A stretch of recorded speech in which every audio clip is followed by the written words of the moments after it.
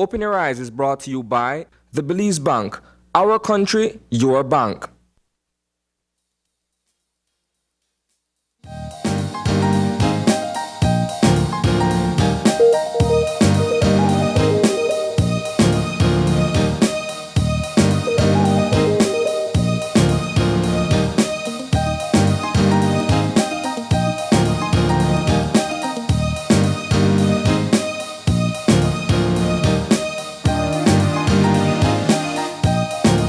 Good morning and welcome to Open Your Eyes. Good morning, right? I am John Palacio. I'm April Martinez. And thank you for joining us this morning. It's a Wednesday morning. We expected it to be a moist one out. Yes. And because, big storm circling. Yes, big storm actually circling in. I expected it to be a moist morning. Heard some drizzle at about 6:02 this morning. It made a drizzle It that was? gone up on long before, like around good 4 o'clock. So what was that drive like indeed? Honestly, it never rainy. It may just cool. The road was wet. And then as I entered the city, it started to rain. Yeah. No fog. No fog. Oh, that means sun now are hot. Nope. It'll be a very cool, it'll be a wet Wednesday. It's going to be making sure you have your boots on, your umbrellas on, your coats on, that kind of deal with it. That's right. So make sure that you stick with us. Make sure, like April said, you've got these things to make sure that you're sheltered throughout the day. But nonetheless, it's a beautiful day. We're in a beautiful country and we've got lovely people with us. All right. As per usual, first order of duty is actually to take a look at what's buzzing in the newscast from last night. There's so many things we could talk about, April, so many things. Of course, we'll also be getting to the CBU, Caribbean Broadcasting Union, as Great Belize TV again. Yeah. With 7 awards, we'll be chit-chatting about that in just a few. But April, there is something that I'd say buzzing. There's definitely this story that's buzzing, and that's the one with the situation up in the northern part of our country with Derrick O. May he rest in peace and the family. I think up to news time last night, we were still waiting for the post-mortem report as to what was the cause of death for Derrick. A very tough situation. We heard from the minister with responsibility to national security. We heard from the family as well. We know that the Compal actually took a visit to that family, showing the compassion, paying his respects and showing the compassion and empathy that family needs at this particular point. But the news is that 6 of those officers who are deemed responsible has been placed on suspension. I mean, what I really appreciated about Minister Musa last night was that he highlighted that this is not he understands and identifies that there is a problem within the system by highlighting other cases like Alison Major and Ladi Gillett, and now Derrick O, where there's an injustice system when it comes to the negligence and the police brutality. He acknowledges that, and for someone in that position to acknowledge that kind of incident is big. That means, and it says to me personally, that we are going to look for a way out. Yes. We're going to look for a way to reconcile, to fix it, right? It's not perfect, and I hope that there is justice for Derrick O. I hope that the officers that are responsible do face some sort of justice. Yes. And I want to also talk about the logistics of the situation at hand, right? Because when we've dealt with situations like Ladi Gillett and Alison Major, where there's not enough evidence, there's no witness report, there's no this, there's no that. In Derrick O's case, I hope that doesn't come down to the same problem. Oh, nobody wants to speak out. Oh, there's no evidence of this. Oh, there's no evidence of that. The evidence is that he was found in the police. He was found, in the police van. In the van, and he was found dead. Yes. And that's the situation that surrounds it. And so, like we mentioned, we're waiting to hear what is the cause of death via the post-mortem examination, post-mortem report.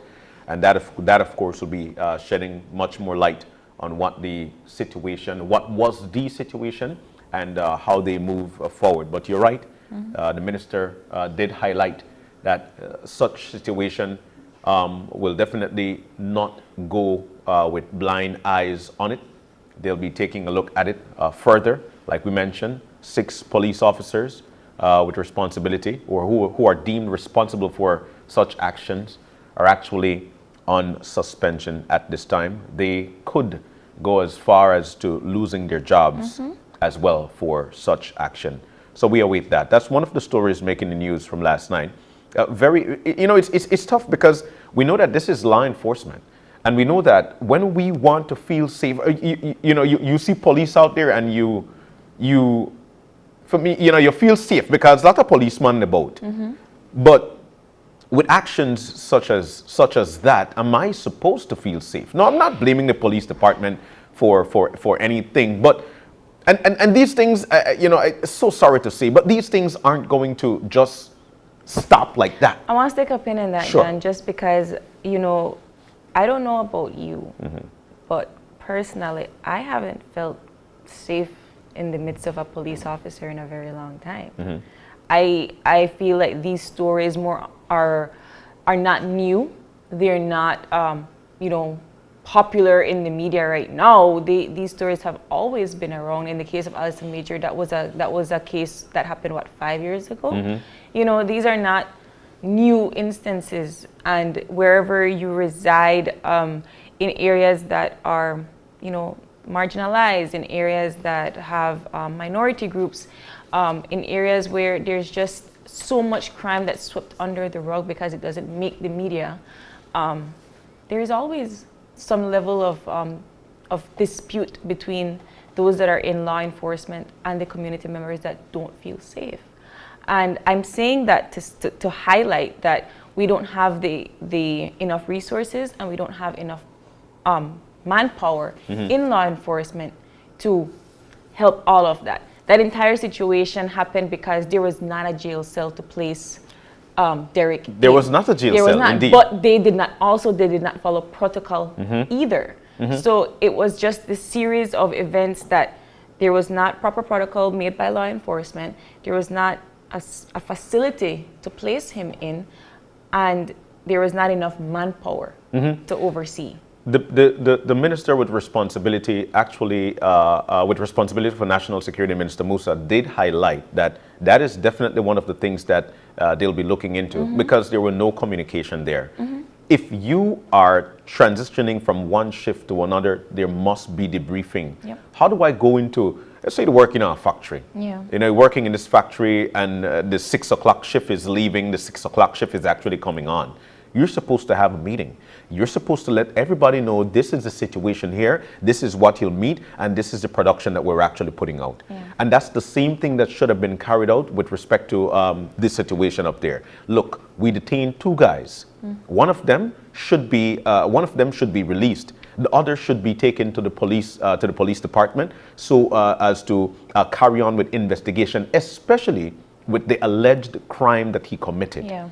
So and that's one of the things the minister had mentioned of, that he was supposed to actually, they were actually supposed to come to him, even though the precinct was actually further, or the police station was actually further. There should have been a mobile to come for Mr. O, to come for Mr. O and take him to the police station. So an investigation should have taken place at that particular point. Yeah. That was not done. So the big thing there, communication. Yeah. Communication, following a protocol, and Paul and I were talking about it yesterday, and I think I was a little bit upset about it because the word forget kept being tossed around. And you are a professional in you're trained in your area, right? Something like that should not be what you deem forget. You don't forget to follow protocol. Yeah. You don't forget that you have a person in custody in a van that is hot, and then you know that there's nobody else around. There was no ventilation. There was nothing. There was nothing to safeguard his life. He was not able to breathe. He didn't have water. He was intoxicated, so he was already dehydrated. He didn't have water. He didn't have food. A person cannot go 24 hours without water. You can't. Yeah, that's You know? a tough situation, and he wasn't there for about 13, somewhere around 13 hours. But that's one of the stories making the news from last night. The other April, dear to me because I've got daughters. I've got daughters at home, and there is a rise in child molestation and sexual abuse of children, and the perpetrators are their fathers. Yeah. Now you're trusted to what you're entrusted by that child for safety, for everything, health, for food, for everything, and their men putting their hands on their children in a sexually. Now, how do you do that? You know, and I'm speaking as a dedicated father to my daughters, and you know, can't even see. And this is just the ones that we're hearing are the ones that are rearing their heads. And I believe that for every 3, 4, 5 men that are walking around, one of them up to shenanigans. One, at least one. So these are the stories that I feel, that light should be shed on. And laws need to be stringent when it comes to men who does these things as perpetrators. Laws need to be, because we're not supposed to be putting ourselves in such position. You know? And the CEO in that ministry, you guys had a conversation yesterday with her, and I am so much with respect for her, because she did highlight abuse on a whole, and men and women being the perpetrators. More so men. Yeah. Come on, you're like, it bothers my soul, April. It should bother anybody's soul that we are having to sit here and talk about these people that are walking out there free or not being faced with charges. And the reality is that kind of mental sickness needs to be, stand trialed in the highest court in the land. And we haven't really talked about these kinds of situations openly because it's uncomfortable to discuss. People feel like, People don't want to think of their fathers or think of their grandfathers or think of their uncles as abusers and molesters. But the reality is that it's happening, it's out there, and we're not taking it as seriously as I think that we should. Yeah. The minute you hear something like that, that is supposed to go directly in front of a judge, in front of a jury, and that person should be held accountable. You know, and we know that time is dwindling just like that. But there's so many people who have seen things, and there are actually some mothers or their parents who are actually trying to safeguard other parents, especially with respect to that income situation. This money actually, they bring in the money, and so therefore, if he goes to jail, we're not able to survive. Yeah. But how do you sacrifice a child for that? If you've seen something or you know something, then say something that you're a picnic. It's your child, and you've got to safeguard that child. Yeah.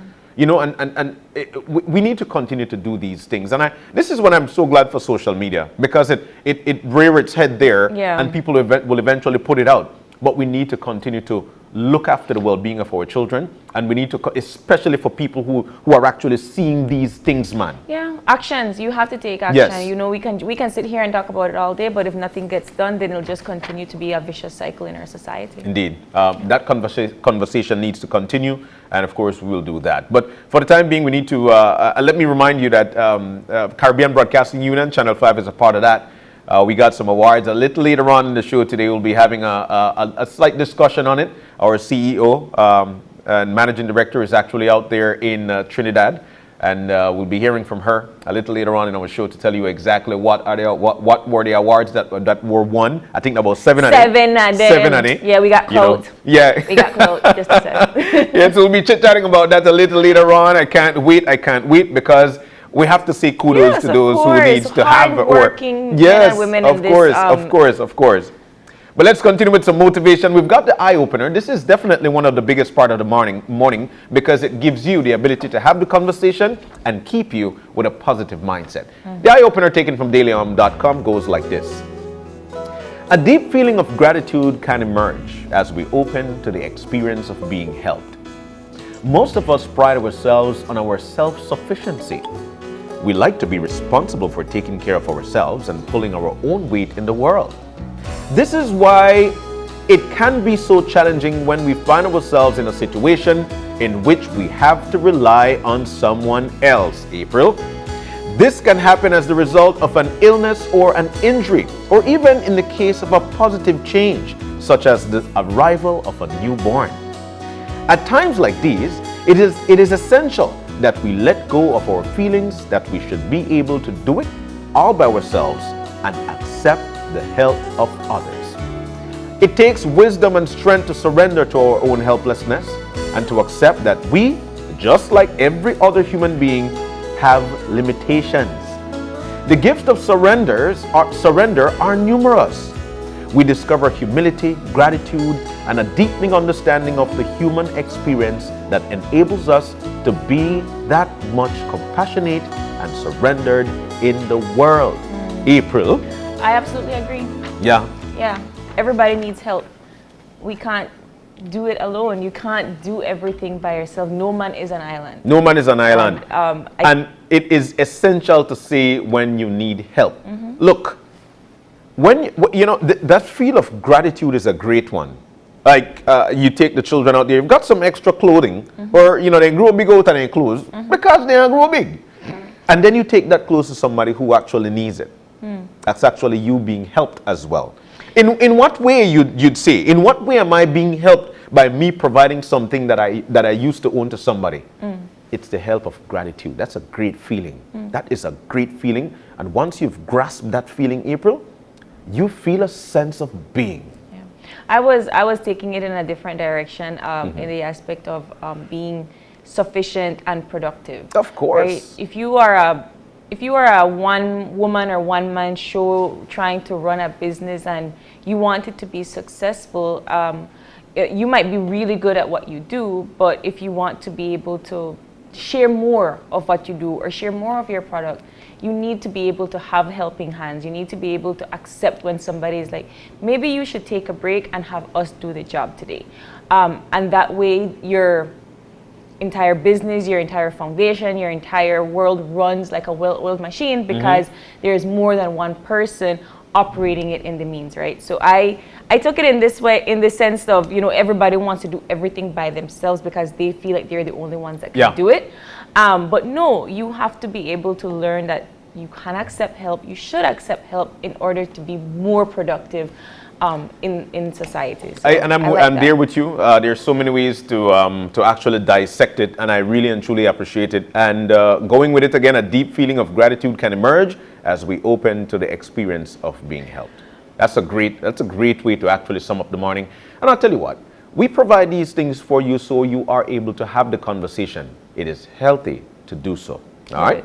So what do you say we take a look at the weather? Let's go. You want to know what it's going to be like? To help me understand what the weather is going to be like. Primarily, look, I'll tell you what, there is a system that's out there, and the National Hurricane Center has actually highlighted it. Yeah. Earlier yesterday morning, it wasn't highlighted. It was just this broad area of low pressure. Now, they've actually showcased it and actually give it that they actually put that's so going. Yeah. But let's the professionals are actually on the line. Let's see who we've got on the line. Good morning. Good morning. Hi, good morning. Hi, Shania. How are you? I think I'm that's Shania. good. How are you this morning? I'm good, thank you. Excellent. So let's jump on into this weather. We're anxiously awaiting what the weather is going to be like. Let's start with the general situation. Okay, a tropical wave is affecting the country. All right, there we go. We heard it first right here on 5 and in the 24-hour forecast. Okay, skies will be mostly cloudy today, becoming overcast tonight. A few showers and thunderstorms will occur around the country today. Then several showers, thunderstorms, and periods of rain will affect the country tonight, but especially northern and central areas. Wow. All right. Actually, we're the south, they get one relief, huh? All right, so let's talk about the temperatures. What are the highs and lows? What's expected today? Okay, the highs for today will be 86 along the coast, 87 inland, and 78 in the mountains. And for tonight, 77 along the coast, 71 inland, and 67 in the hills. All right, that sounds cool to me. Let's talk about the extended forecast before we get into the tropical weather update. Okay. Some showers periods of rain and thunderstorms over most places, but especially northern areas on Thursday, decreasing. Then a few showers and isolated thunderstorms will linger over coastal areas on Thursday night, decreasing as well. All right. And I'd like to note that we do have a flood watch in effect for low-lying and flood-prone areas across the country. Okay. And in the tropical weather outlook? Okay, a tropical wave over Honduras and the northwestern Caribbean Sea is forecasted to move across Central America during the next couple of days and emerge in the Bay of Campeche, where an area of low pressure could form on Friday. The system has a low chance of formation during the next 48 hours, but is likely to bring heavy rainfall over northern Central America, including Belize. All right. At what time do you forecast that we'll be starting to feel the effects of this tropical wave? Well, it's already raining over certain parts of the country. Belize City should feel it within the next half hour to hour. Okay. And it's going to just increase gradually as the day progresses, but the heaviest part of the rain will be late tonight. All right. So you heard it here first. We're so thankful that you were able to join us this morning. Thank you. You're welcome. Thank you. All April? Hey, put on your boots, John. It's going to be a wet one today, and I suspect it's going to be all day. So for those of you that are on the road, that are traveling, that need to commute, please be safe on that highway. Indeed, if you have to leave right now, then that's the best thing for you to do, because you want to make sure that you take care out on the highways, byways. And it makes sense to rush, man. So like April left, what time you left? 4 o'clock this morning? Yeah.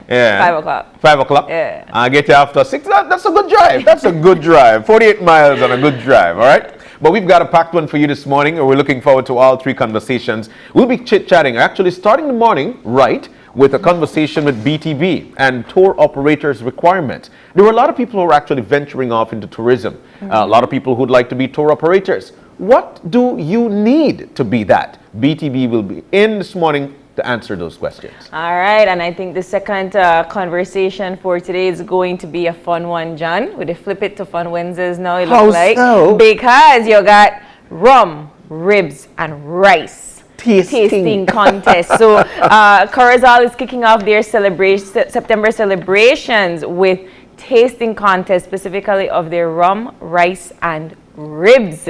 I love me some ribs. So Well, I know there are 3 things I like too, you know. I like some rum, I like ribs, and I like rice.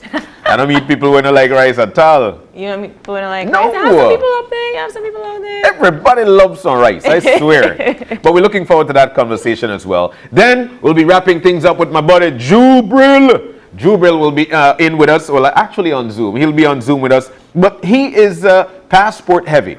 We had a conversation with him. He actually did an entire series for us on Belize, Yeah. and I checked that out. I watched it from start to finish. This guy is hilarious. He's so fun, and we'll be chit-chatting with him. Jubril Agoro, founder of Passport Heavy, will be chit-chatting with us in the final segment for this morning. All right. Yeah. And then in our wrap-up session, we'll be talking all about the Caribbean Media Awards. So you want to stick around for that conversation. We'll be having our CEO come in and discussing all of the highlights. 7 awards. 7. Yeah. Including some cameraman, but we're not name no names. We're not talking about it yet. We're talking about it afterwards. Look, we're going to take the break. When we come back, the BTB in will be in with us. The BTB team will be in with us. But before we take a break, we need to talk about KTV, the remix. You see it last highlights. Watch it get shorter and shorter, so I can kind of watch it, right? Because as long as the within the time frame when I could go sleep. But it was a great show last night. I think that the voters out there are going to have a difficult time because they were all wonderful performers. So here are the highlights for KTV, the remix. Smile on your face lets me know that you need me. There's a truth in your eyes saying you'll never leave me.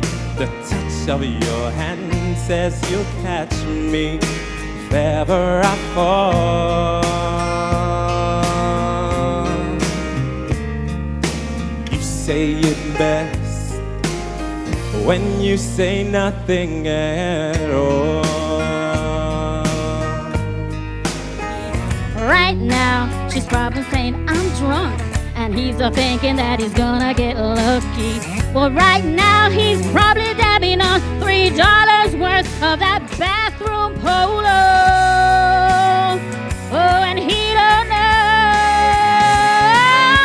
that I dug my key into the side of his pretty little souped-up four-wheel drive. Carved my name into his leather seat. I took a Louisville Slugger to both headlights, slashed a hole in all four tires.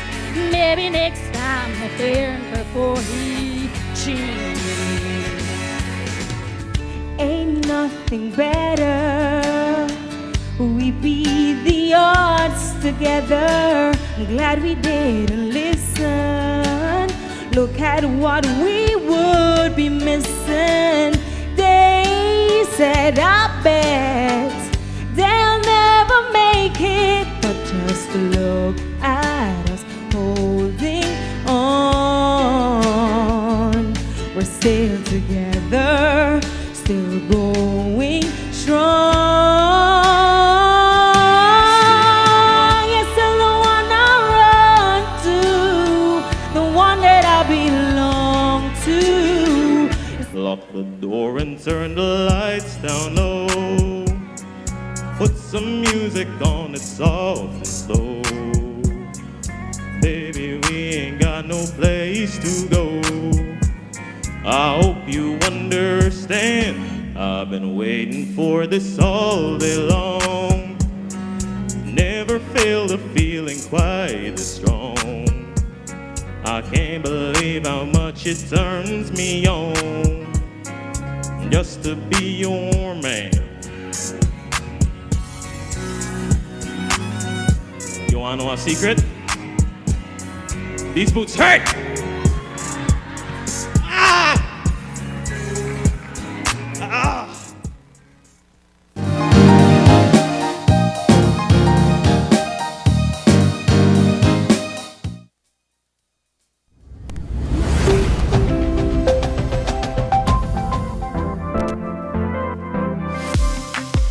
I'm always on the go, and the country is my home. So when I want to get away from it all, I immerse myself with my favorite movies, all from the new SmartStream app. It's easy to use this service. Purchase your movies from the app and use your mobile data, SmartStream data packages, or smart broadband to stream and enjoy. Be like me and stream on the go with SmartStream.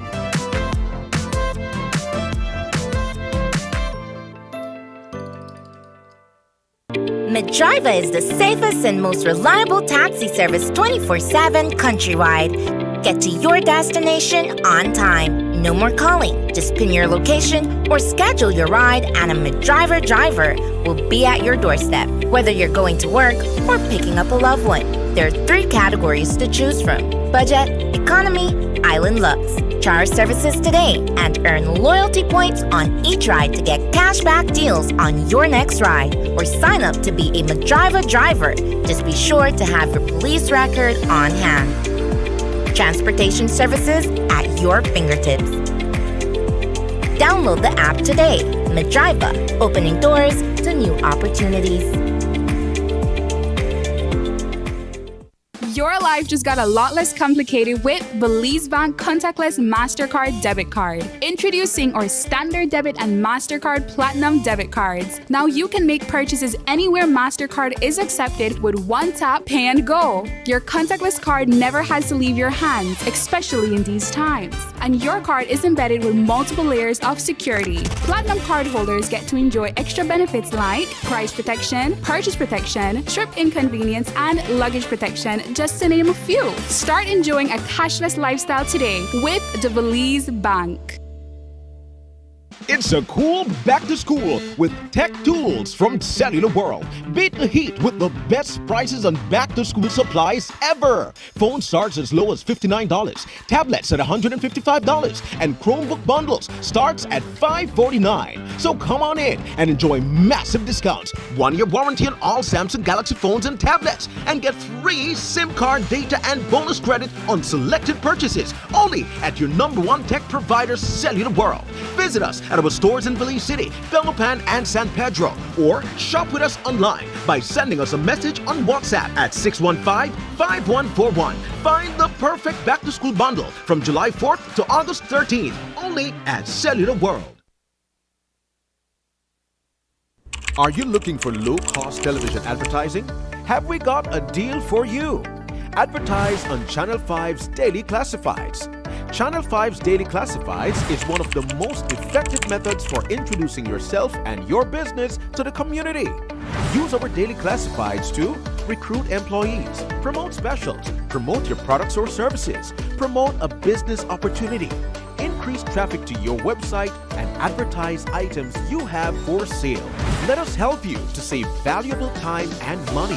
Call us today at 280-0013 or visit us at our offices on Coney Drive to discuss how we can help your business grow affordably. Channel 5 Daily Classifieds. Advertise today.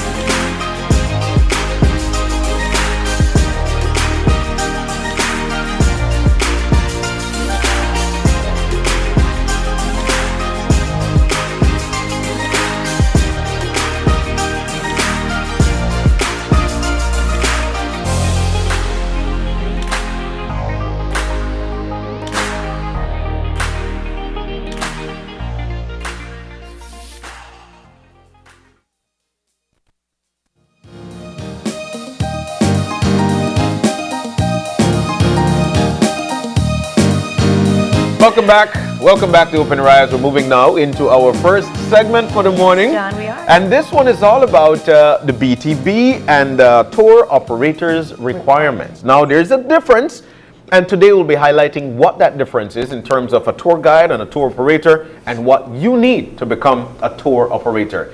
In with us, we've got the folks, and we've got Denmar Villar. All right. At VR. last time, VR. the last time I say it like that. He's actually the registrar of hotels and timeshares for the BTB. Bill Castanedas is in with us. He's the director of cruise quality management and capacity development for the BTB. And Miss Rosella Sabandi is in with us. She's the chair of the Tour Operators Committee. Good morning and welcome to all of you. Good morning. Good morning. Good morning. Look, I'll tell you what, primarily for me, and I have to highlight this, Ms. Zab, I didn't know there was a tour operator committee. But before we highlight that committee, let's talk about, tour guiding or tour operators and what they need to become that. Let's start there. Well, there's a common misnomer that the tour guide and a tour operator are one and the same. Yeah, what's the difference? Tour operator is the company that provides packages, sells the packages, provides the tours, carries all the liability, importantly, for guests that come into the country, even Belizeans that do tours. Tour guides are who work under the tour operators or with the tour operators to actually do the actual tour. So the tour guides will take the groups to the attractions, to the sites to do the tours. But tour operators, tour guides. All right, so analogy, check this out. You got St. Luke's Methodist School, that's a tour operator. Then you've got a teacher who actually teaches the students. They are the tour guides. So then there's no such thing as a freelance tour guide. We work for this. Tour operator for a freelance? Well, there's nothing in law that speaks to a freelance tour guide. What we do have is over the years, there's been this practice of some tour guides considering themselves a freelance. But what that means is that they are not permanently employed under one particular tour operator. They can work for many tour operators. So that's what it should work. How does that work if they're working for multiple tour operators? What kind of experiences or expertise do they have that they're able to do that? Well, to become a tour guide, to start with, you have to go through a rigorous training program that is sanctioned by the Belize Tourism Board.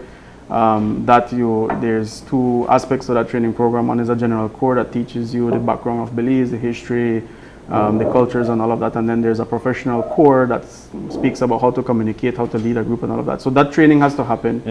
And then they have to do internships and they build their experience over years and how to do proper tours and all of that. So what happens with tour guides is that the way the industry works is sometimes like in the cruise industry, for instance, sometimes there is a lot of business, sometimes there is not. And so tour guides, to be able to maintain a certain level of activity, some of them, they choose to work with different tour operators depending on how the demand is. Some tour guides, they work permanently, are hired permanently by tour operators, and that's just the way the industry works. So I'm a tour guide. I'd like to venture off now into my own business. Correct. There are a lot of them, and I'm sure, especially following the pandemic, there are a lot of people who are actually now seeing the sweets of becoming or having their own tour operator business. What do I need to become a tour operator? See, to be a tour guide, you need to just do your training, get your license, and then link up with a tour operator to do tours. To be a tour operator now, there's much more requirements than that. The requirements for tour operators, first of all, you have to establish yourself as a company, whether it be a solely owned company, sole proprietor, or a joint company. And you're right, we have seen quite a bit of new tour operators that are starting up because tour guides are not transitioning over to tour operators. We are seeing it. But to do that, it's not as easy as you would think, because what happens is that now, as a tour operator, you are liable and you need to have the proper insurances. You have to have public liability insurance for your company, because if anything is to happen on a tour that you sell, that you package, that you provide, then you become liable for that. And that's one of the main issues that we have that seems to need more awareness of, in that tour guides only provide the tours, but what happens on that tour, God forbid something bad happens, then if that tour guide is not linked to a tour operator that has insurance, then that tour guide is in deep waters, no? So for a tour operator, you need to have public liability insurance. You need to provide, for instance, what's your emergency plan in case there's an emergency. There's also requirements of what vehicles and vessels you have. Are these properly licensed? Are they properly insured? Who do you employ? Do you have permanent tour guides? Do you have temporary tour guides? Do you have employees from an administration point of view? So there's a lot of different elements that comes in establishing a tour guide. It's not as easy as a transition. And the main, I think, challenge that we have seen over the years is this need to have, by law, a public liability insurance for a tour operator. And that is sometimes the main reason why many do not transition, because it does cost quite a bit. No? So I know about a few things within my country. I've got my own van. You know, I've got a lot of friends who are actually coming from the US, or they might actually channel people through me because I know what's going on. I know Nada and Lagoon, you know, Lamanai. Am I able to just put these people in my van and say, you know what? I'm a tour operator. I just want to carry people go visit different spots. Am I able to do that? No. If you're getting paid for it, then no. By law you should be a tour operator. So my people from states can direct a few people to me, and I get paid for taking them around. No. That's not supposed to happen? No. Let's venture off there. Why is that? Okay, as we said, the tour operator is a company. To be in the game, you have to have your equipments. Vehicles, you have to be roadworthy vehicles, public liability insurance, passenger liability insurance. You have to ensure that those vehicles are roadworthy. If you're doing a marine tour, that boat has to be sanctioned by the Ports Commissioner, that boat is seaworthy. You can take people out there. You have to ensure that you have proper first aid kits. You have a radio for emergency. You have how to deal with an emergency out there, a rescue boat and what's not. Now, if you're a small tour guide who, okay, I'll take 10 people in my van today and something happens, that van breaks down out there, what is the recourse? How do the tourists get back? So, God forbid, a snake bite. Somebody breaks their feet off a rein, they drop off a rein. How do you handle that?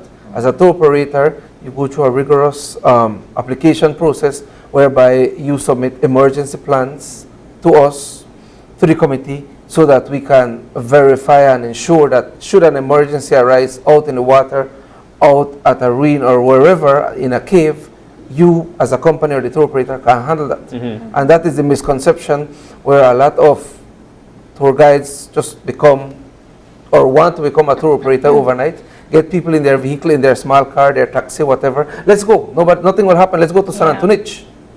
Something can happen along the way. Something can happen on the reef, and then those tourists are not covered. I wanted to ask about different hotels that do carry out tours. So are those hotels then the tour operator? Yes. Okay. If they have a license. Okay. Correct. If they applied for it. If you only have a hotel license, you're not allowed to do that. If you're a hotel and you want to carry out tours, then you have to apply for a tour operator's license. And then you hire qualified tour guides to take out those tours. So then I would hire you with your van because you're a tour guide to take out those tours. As a tour operator, you can't take out a tour. I personally, as a tour operator, cannot take out a tour. I am not a tour guide. You just have this. I have the company. I have the business. I have the operation. I have all materials in place. Required vehicles, as a tour operator. License, insurances, everything. So those hotels that I see then that carry out tours to the Blue Hole, tours to San Antonio, tours to this and that, and they hire freelance guides. Oh. What is considered? Okay, because we just said that they don't have that. It just means that they're not linked to a particular tour operator. So sometimes they could work for one hotel one day, the next day maybe that hotel doesn't have a job but another hotel has, so then they would work under them. So that's how. So they are carrying out that tour guide that they would be carrying out a tour under my tour guide license. So how does BTB for me? How does BTB monitor? Right, those kinds of operators that have multiple tours like that? Well, it's hard for BTB to monitor. It's a tour operator to be more responsible and understand that when a tour goes out and it's taken out under your tour operator's license, you are responsible. And also on the in the application process, for instance, if I'm a tour operator and I want to hire 3 tour guides, 2 of them being permanent, 1 of them being temporary, and I'm going to use that tour guide's vehicle, for instance, that's not mine, then under the application process, for instance, they would have to provide a agreement between the tour guide and the tour operator that for this tour operator, I am providing authorization for it to be registered under my tour operator license. And with that, the tour guide or whoever we are getting the vessel or vehicle from gets a laminated decal that says this vehicle is assigned to a licensed tour operator. So when now we go out to do our enforcement checks, or when the tourism police unit does their monitoring, then that's one of the things that they can ask for. If they don't have it, then that's an issue, because they should. What about checks and balances at the various tour site or at the various site? Are there people there? Or in order for you to come on in, we must see these requirements, otherwise you'll be turned back. Do we have these things in place? Yes, we do. As Mr. Sanera said, we have we work with the tourism police, and we also have an enforcement unit that goes and visits the different sites randomly, and they would meet a van, a tour van, a taxi, or out in the ocean, in the sea. They would stop, and if they don't have that decal, that simply means that they're not licensed. That vessel is not licensed or sanctioned by the BTB, and then that can carry a fine. So let's get back to, because we definitely want to go into the committee. We need to know about the committee, but at the same time, I want to know what are my steps to becoming a tour operator. Where do I go? What do I do? What do I need? Okay, to become a tour operator, the first step is for you to form your company. That is the first step. I need to register that company. That is correct. Company registry. That is correct. Okay. Thereafter, you visit the website of the BTB, and we have the forms there for you to download and to fill the application form. Thereafter, you need to purchase your insurance and to ensure that you have your proper vessels. Okay. You have to have your first aid kits in your vehicle. You have what is required. You have to have your licensed tour guides, because there's an issue there. July the 31st is the renewal date for all tour guide license. Can I renew maybe you can a few weeks before? You can renew from the 1st of June. Okay. And to date, we still have about half the tour guides who are not licensed. We're giving them until the end of August to complete that process.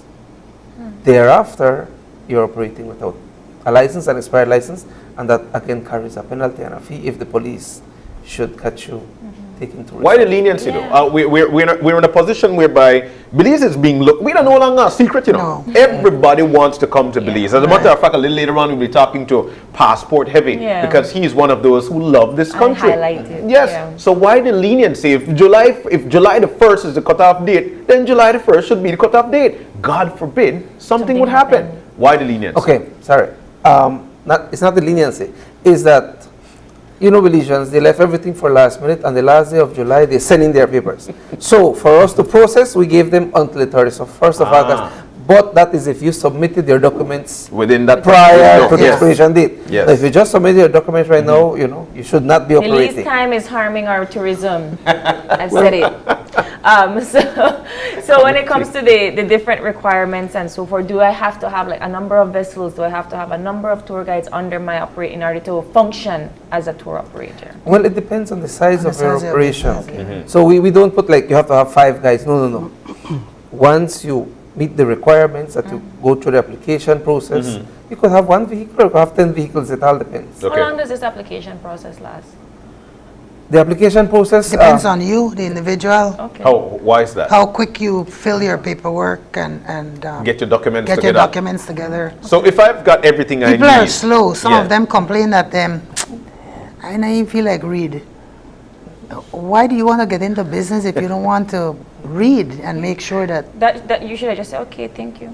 That's it. Correct. So it's a stringent process. It's not that become me a friend, me, I want to make sure you get a tour. No, so it's a stringent process. And it's for everybody. One of the basic and essential things that most tour operators do not want to fill or they have a hard time is what we call the emergency plan. That is key to all the tours. The emergency plan will tell us, before we issue a license, the committee will review the emergency plans. How do you handle somebody who almost drowned it out there. How do you handle that? Yeah. Somebody fell off the ring and they sprayed their foot, they broke their feet, a snake bite. Yeah. How do you handle that? And sometimes, as the registrar, I get the emergency plan. Oh, you know, treated with alcohol. 2 words. That is not an emergency plan. Right. 2 words, 2 sentences. That is not an emergency plan. We need to ensure that somebody, the tour guide, Is capable. is capable of treating that, giving that Yeah. the some kind of response out there, and ensuring that they can get that person to a hospital or to a health clinic or to a public health center. But most of the time we get 2-3 lines, 2 sentences. That is not an emergency So then plan. they have to go. We send it back, and then that's where the back and forth. And that's where the time element comes in. So it could go from a month to 3 months, sometimes even up to 6 months, because we are just not getting not a substantive. satisfactory level of documentation. And when the documentation is all in, our licensing officers do a review, they do an initial vetting, and when they are satisfied that it is meeting the checklist and requirements, then that goes to the tour operator committee for final vetting, and that's where we look at every single document and making sure that we are satisfied that the documentation submitted is at the level that we can rest assured that, one, the experience will be good, that the tour operator will be taking care of the safety and security or safeguarding that for tourists and also of their employees, and 3, that they are set up in a way that they can succeed, because at the end of the day we don't want to license tour operators just for licensing tour operators' sake. We want to ensure that these companies, like many others that have come before them, have an opportunity to develop and become very successful. And so that's why the documentation is so important, to have that foundation before you're even given the go-ahead to So start. where can I, I want to run my business as a tour operating company, where can I find the application? It's in our website. Okay. Belize Tourism. Yes, Belize Tourism in the website. The application forms are ready to be downloaded there, and you fill them, and that's the first step. There are a few forms too, because there's an application form, but there's also other forms that we provide to help, because we've tried to establish templates so that we can make it standardized and to help those that are. And a quicker process too. Yes. Right. And in fact, right now we are completing an exercise to do an emergency plan template to be able to now provide that to tour operators so that they know exactly at a minimum level what it is that we would like to look for and that they should have as an emergency plan on their behalf. So if I want to register my company as a tour operating, I just need to be sure that it's a registered business, a company, and I need to have tour guides and proper vessels. Insurance. That's one of the big things. It's like insurance. Yeah, it's like insuring a vehicle. In order for you to get that license, you must have insurance. Correct. All right. But even so, and I'm going on what April made mention of in terms of my requirements. After my requirements, and I'm licensed now as a tour operator, am I automatically a part of the committee? No. When you complete your application form, that comes to the committee. And the committee looks at all your information, and then they address the ones that are not completed, and we decide, we bring you in. So you sit in with the committee and they say, okay, John, you know what, you have completed XYZ on your application. This area, this emergency plan area, has not been completed properly. You will need to complete XYZ. Your letter of recommendation is not here. Other copies are not there.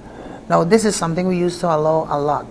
Presently, what the board is requesting is that your documentations not be accepted until you have sent in everything.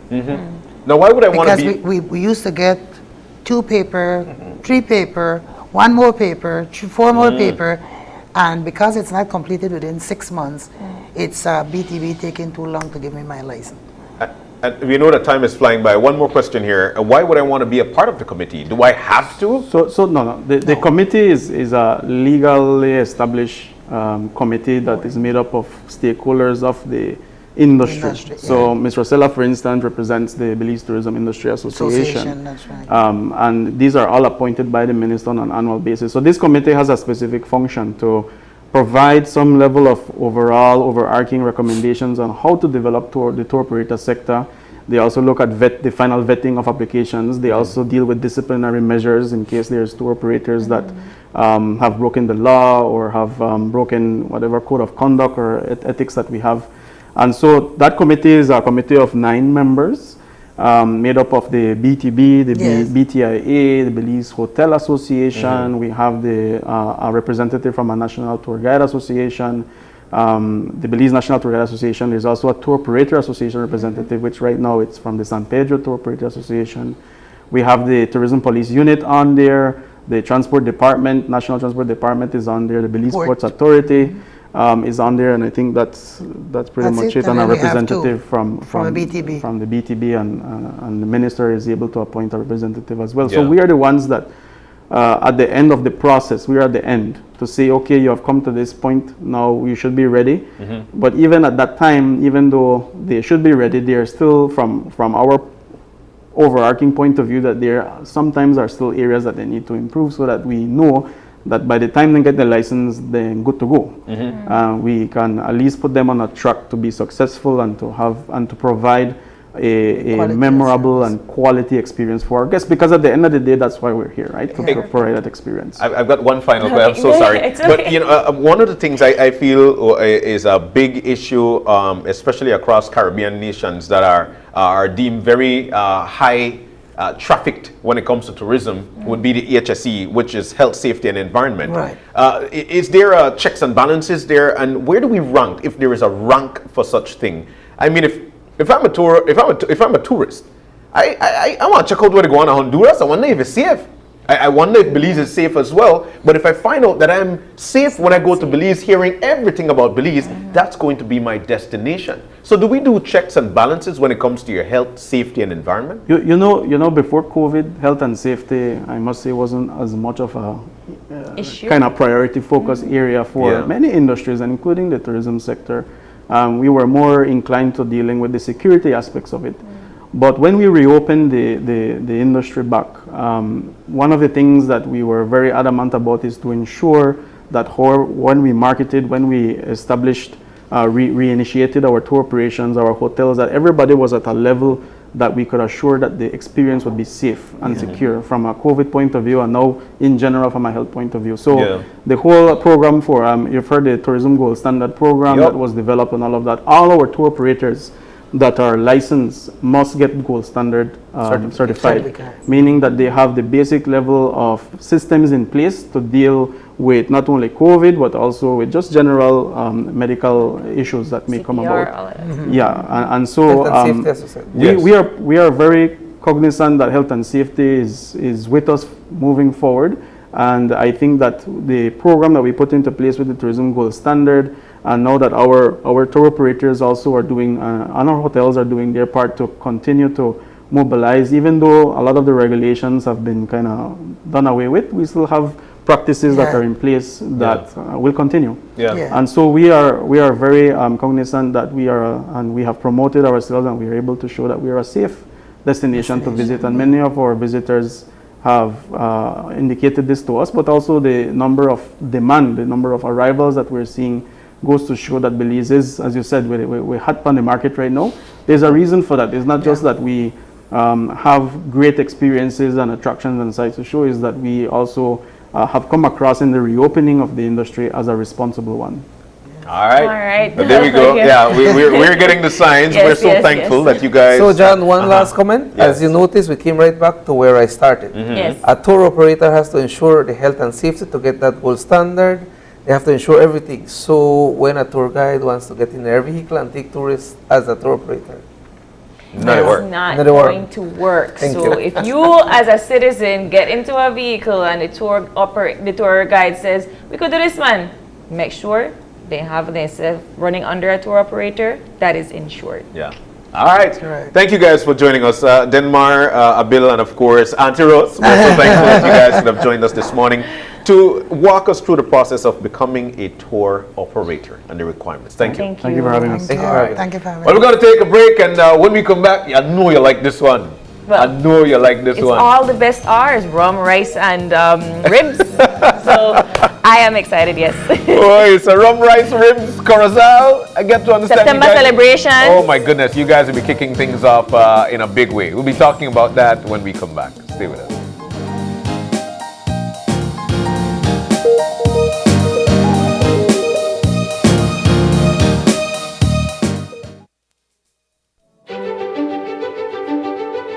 Technology is ubiquitous, and it's transforming how, when, and where we work.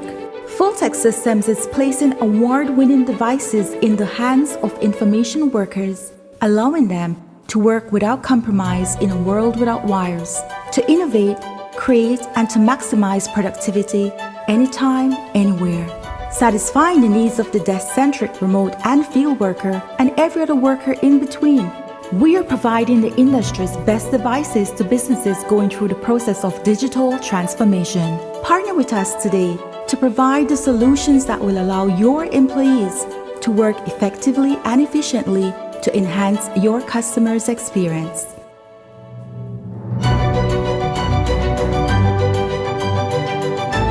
Fulltech Systems, your technology center, where you'll come for the price but stay for the service. Thank you for supporting us throughout our journey over the years. Thank you for helping us to expand and improve our products and services. Thank you for allowing us to form new partnerships and develop new and exciting promotions. And thank you for being patient with us during these changing times. As we continue our journey, we would like to say thank you for giving us the opportunity to serve you. Venice, celebrating 75 years. Quality and savings. Quality and savings. It's almost lunchtime and Alice is getting hungry and forgot to bring cash. She remembers that eCash now has a geolocation feature in which she can easily view the eCash merchants near her, especially restaurants. Her co-workers also ask her to order food for them. Chicken chow mein, please, and a Coke. The merchant sends her the payment link. She taps confirm, and within a few minutes, her food is delivered. Alice then views her transaction history and taps on the transaction recently made. Then taps the split the bill button where she selects the unevenly option and moves the bar to the desired amount per person. The request is then sent to her friends. Her colleagues accept the request and are ready to enjoy their meals. Geolocation and splitting the bill via eCash make Alice's life a whole lot easier. My parents always said, when it's time to build, invest in quality products that last a lifetime, even if it means paying a little more. It is now my turn to invest in my own home, and it's not even a question. It has to be Oran Windows. My contractor recommends Oran because of the heavy-duty construction, the thickest gauge blades on the market, and the dual locks that allow lower louvers to close independently for privacy while the top remains open for airflow. These features make Oran aluminum louver windows the best on the market. With Oran aluminum louver windows, you get strength, durability, and beauty with an added layer of security and protection against debris and damaging winds. Come in and check out the variety of sizes and colors at Design Depot, located at Mile 3 Philip Goldson Highway in Belize City.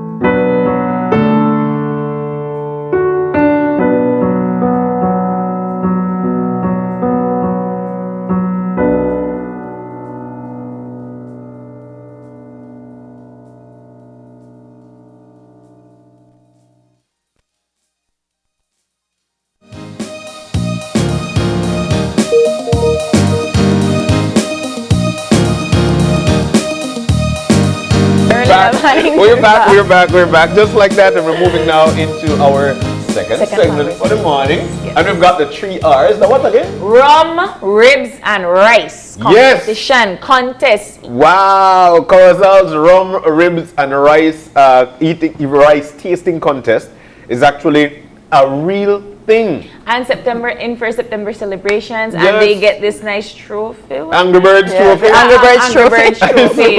For John. Tanya Morrison is in with us.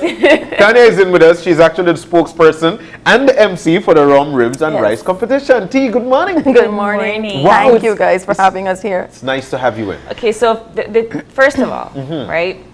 What up with the trophy? If you could just zoom into this for me, please, so that we could let the audience understand why I have such a love and slightly fascination. Yeah. You could twirl it around and make it all fancy. Look at that! Look at that! All right, anyway, put the foot up. So please explain concept of set trophy. And it have a yellow body, and it have a like red top. Yeah, so the real Angry Birds version of trophy. Talk about what are we trying to compete for to win this? Yeah, so for the event, there's a segment where we have a chicken foot eating contest, and this is our 5th year that we actually do it. Yeah, because we had it for 4 years straight, but due to COVID, we had to, stall it until now. So finally, we're back. Yeah. So you have 10 minutes to eat as much chicken foot as you can. And we have someone from Corazal where want to chew up the chicken foot. So yeah, nice and soft. Consomme what in there? Yes, consomme. Nice, good seasoning, that real seasonings. And you say no count if we swallow the bone. You can't swallow the bone because you not count. No man tea. But I mean again, so what you want? It's in the stomach. You have to throw it behind your shoulder. And somebody under the back with a bucket, they count, Yes. No. I'm disqualified a committee because nice, I swear. Yeah, you chew it down, especially if you chew it enough, that bone gets soft. You chew it down. Yeah, I like that. I like my chicken foot. I love chicken foot too. But T, let's talk about the what got this started. I mean, like, who would come up with an event like rum, ribs, and rice tasting competition and a chicken foot competition? Yeah. So actually, the event is a fundraiser for scholarships. Okay. And it's not only primary school or secondary school education. You could educational scholarships. Yes, you could do a trade, cosmetology, welding, whatever. As long as you're technical. Whatever you are trying to get, whether vocational or a technique, whatever, you can apply to get this scholarship. The scholarship is actually $250. Okay. So per child. And thankfully, so far in pledges, we have 38 sponsors. Wow. Yes. We had actually our goal was 50 scholarships. So we done almost there, and we don't even have the event yet. Wow. These are people from abroad and from in Belize who have pledged to provide a scholarship. Provide scholarship. So you're 12 away from this big from goal. The 50. Wow. And so the event is called Corazal's Rum, Ribs, and Rice event. And the main organizer for this came up with the name because we make rum the Belize. Yeah, we do. Rice and leaves are with national staple. Yeah, rice can make great. Rice from the southern Big Falls. Rice, rice are from Big Falls, Toledo. And then ribs. And the ribs. Everywhere you go, somebody will sell barbecue. That's true. Yeah. So it's a competition for you to put your cooking skills to the test. Yes. See, I'm kind of deceived, right? I feel like you may bring rum, rice, and ribs. I'm like, I eat, but I understand now. So what do I have to do to enter the contest? Yeah. Okay, so we have almost 100 businesses going out, and it's not only a food competition, it's also a drink competition because we have drink houses going out too. We have frozen drinks. We have coffee houses going out. We have one wide variety of businesses going out for this. So there's no booth rent. This will be inside the Andres Campos Civic Center. We will provide tables, for the businesses. And you set up in the category that you're assigned to, because we have a health section. We have a grilling section. We have the rice and bean section. We have cultural sections. We have. So it's a mass event. It's a mass event. So, which leads me to ask the question. Tell us about the progression. I mean, you started with, you said 5 years ago. Yes. Tell us about what year one was like, and then why did you decide that, you know what, this needs to be an annual thing? Did you see the growth? Tell us about that. Yes. So I wasn't a part of it the first year. I didn't even know it existed, you know, because it was basically a one-person show. And it wasn't, and social media never really a big thing as it is now back then. So the first and second year, I was not a part of it. Actually, the second year, I was a guest there, and I love it.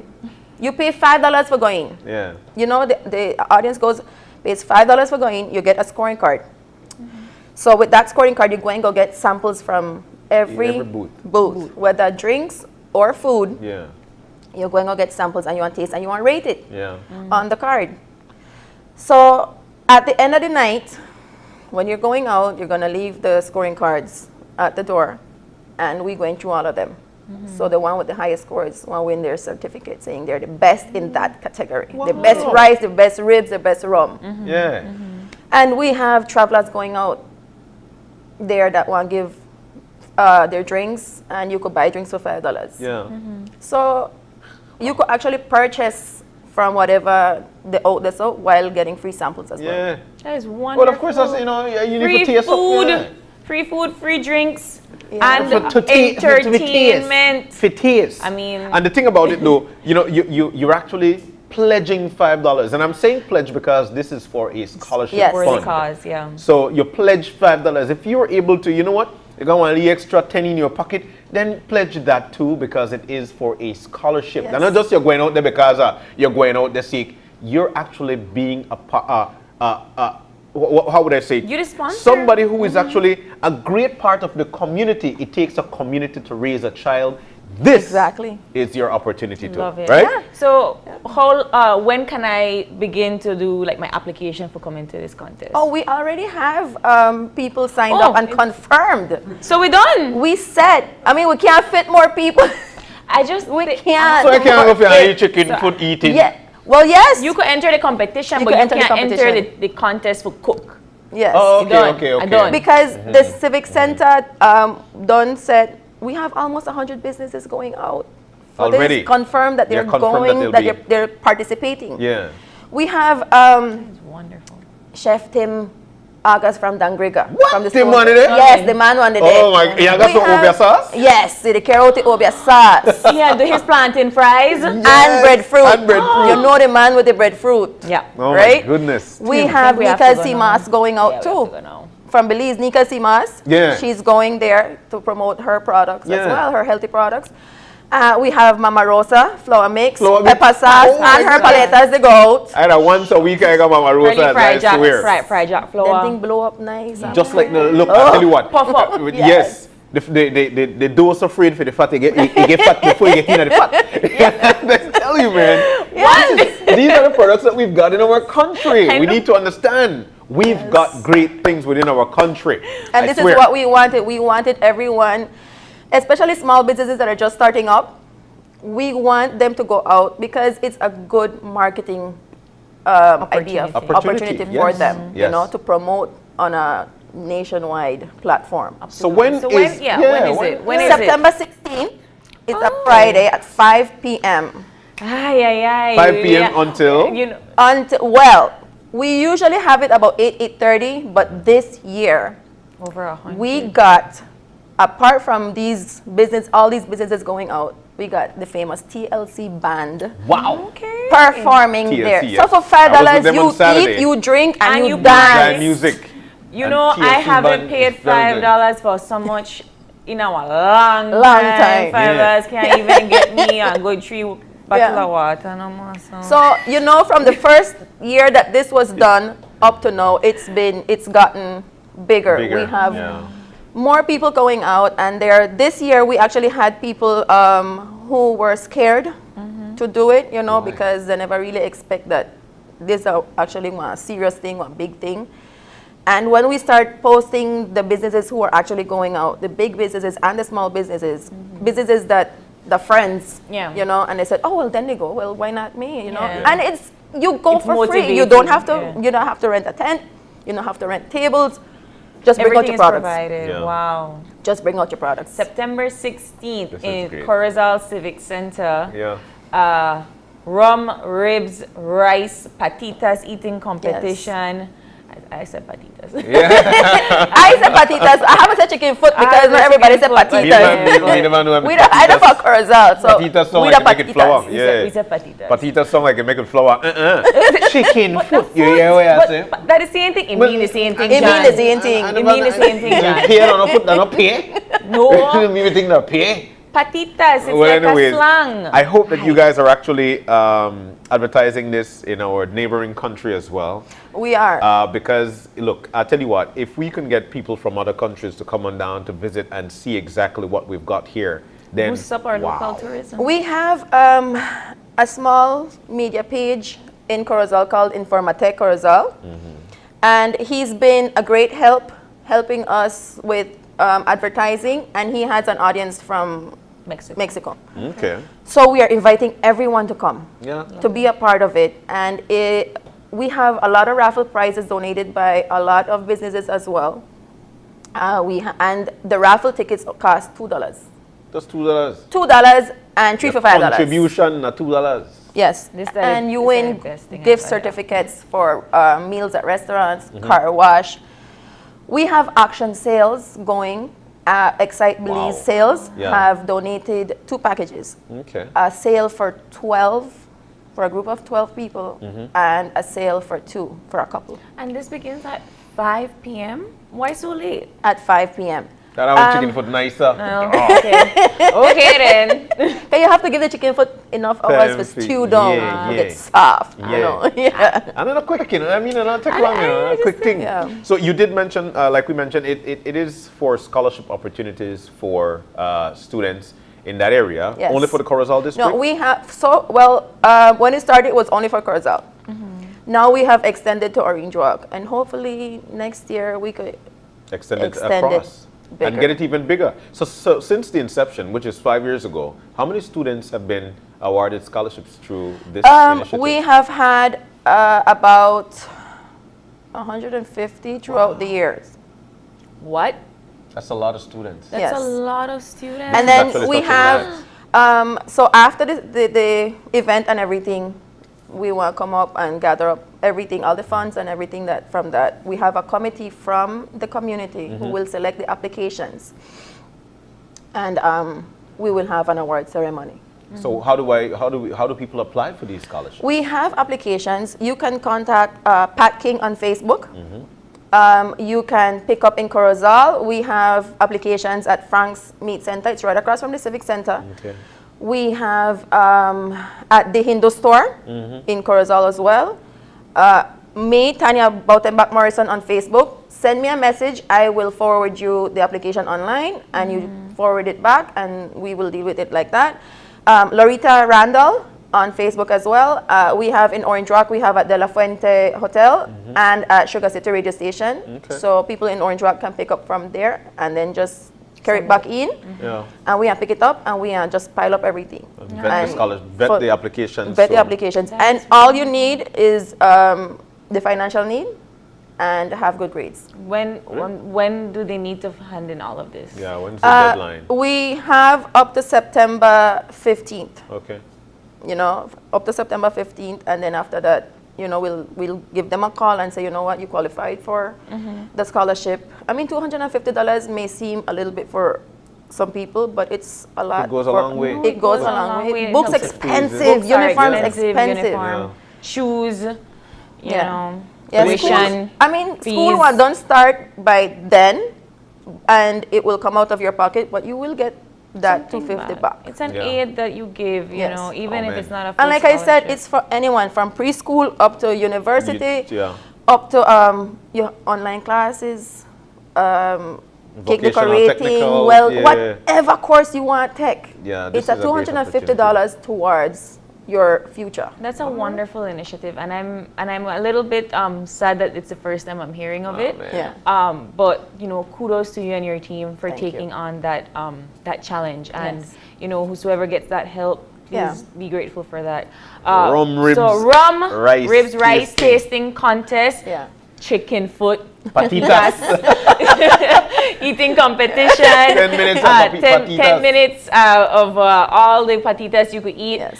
And then it kicks off September 16th at the Corozal Civic Center at 5 p.m. 5:30. You did say 5:30 earlier, but we could push it to 5, okay. please. I need because for Belize time emphasize. at 5:30. I need for emphasize. Please be there by 4 p.m. to set up because our main organizer, she's very punctual. Yeah. She ended there for 9 o'clock in the morning. Do it and you for set up. All Yes. right. Ain't it wrong, yeah? She's right there, Miss Pat King. Yeah, Miss King. We didn't see you. We get it. We understand.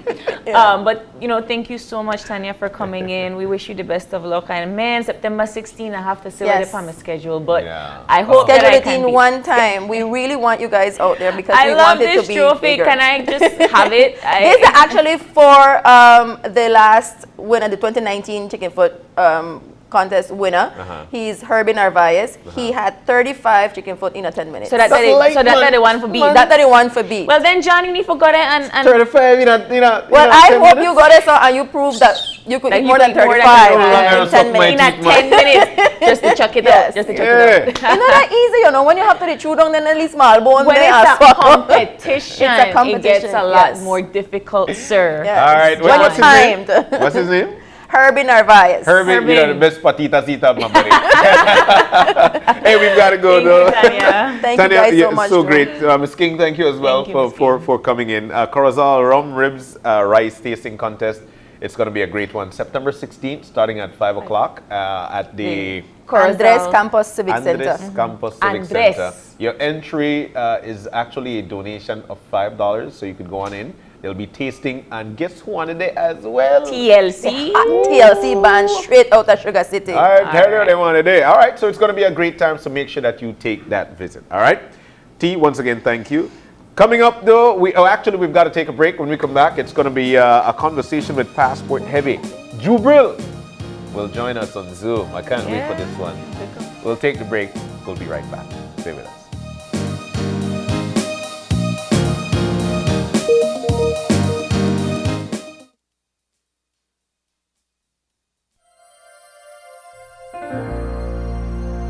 Hello, friends. This is Dr. Bob Roberts with another 60-second sermon from God's Word. The Bible says, "The heavens declare the glory of God, the skies proclaim the work of His hands. Day after day they pour forth speech, night after night they display knowledge." President Abraham Lincoln is said to have once made the remark, "I can understand a man looking down at the earth and being an infidel, but I could never understand how a man could look up at the night sky and say there is no God." In December 2016, John Glenn, one of America's first astronauts and greatest heroes and the first American to orbit the Earth, died at the age of 95. On February the 20th, 1962 at 9:47 a.m., he made man's first orbit around the Earth. 5 hours later, parts of his capsule broke off during re-entry and burst into flame. He later stated to reporters that he was aware of the danger, but committed to his mission. John Glenn was not only a committed astronaut, but committed to his faith. During his 1998 shuttle mission, he spoke to the world and said, "To look up and out at this kind of a creation and not believe in God is to be impossible." When Frank Borman commanded the first space crew to travel beyond Earth's orbit, he radioed back a message quoting from Genesis 1, "In the beginning, God created the heavens and the earth." No wonder the Bible says, "For the invisible things of Him from the creation of the world are clearly seen, being understood by the things that are made, even His eternal power and Godhead, so that they are without excuse."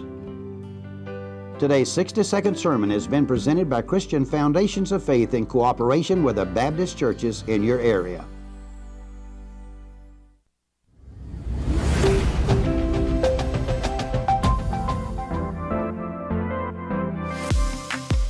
I'm always on the go, and the country is my home. So when I want to get away from it all, I immerse myself with my favorite movies, all from the new Smart Stream app.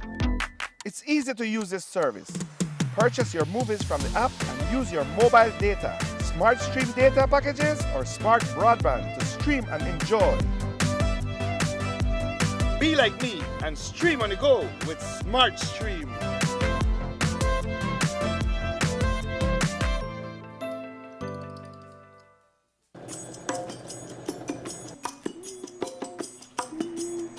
Keep still now. Ouch. I tell you no move. Wow. You really can't get a mannequin for this, man? Really? Well, son, if I never lend you the $2,000 to buy the kids' computer and the book, I may have the money for buy my mannequin. It's definitely better to borrow from the bank than from your friends or relatives. This way, all you owe is money. Would you like me to turn around? That would be good. Turn on, turn on, turn on. Take advantage of the back-to-school promotion currently being offered by the Belize Bank. Are you looking for low-cost television advertising? Have we got a deal for you? Advertise on Channel 5's Daily Classifieds. Channel 5's Daily Classifieds is one of the most effective methods for introducing yourself and your business to the community. Use our Daily Classifieds to recruit employees, promote specials, promote your products or services, promote a business opportunity, increase traffic to your website, and advertise items you have for sale. Let us help you to save valuable time and money. Call us today at 280-0013 or visit us at our offices on Coney Drive to discuss how we can help your business grow affordably. Channel 5's Daily Classifieds. Advertise today.